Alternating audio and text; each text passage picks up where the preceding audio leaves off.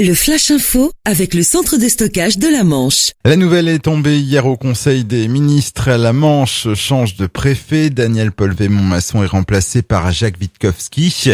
Il prendra ses fonctions à compter du 1er janvier 2016. Âgé de 52 ans et originaire de Creusot, en Saône-et-Loire, il était depuis 2014 directeur de cabinet de la ministre des Outre-mer. Autre changement annoncé lors de ce même Conseil des ministres dans le Calvados, le préfet Jean Charbonneau quitte également ses fonctions, remplacé par Laurent Fiscus. Enfin, le premier préfet de la Normandie réunifié sera une préfète, Nicole Klein. Au tribunal, un jeune homme de 27 ans condamné hier à 3 ans de prison ferme. Cet habitant de Cerisy-la-Salle, près de Coutances, était jugé en comparution immédiate pour trafic de stupéfiants. Un trafic qui porterait sur 1 kilo d'héroïne, 35 000 euros et une dizaine de clients.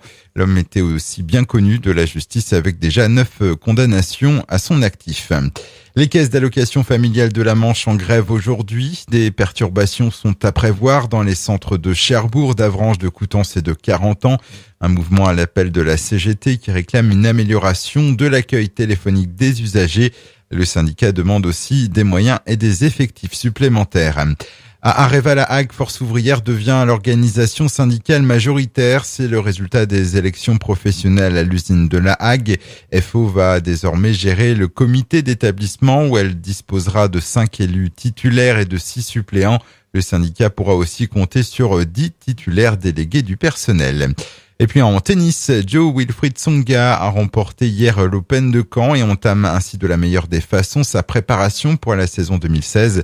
Il s'impose en finale face à son compatriote Benoît Paire, 7-6, 6-2.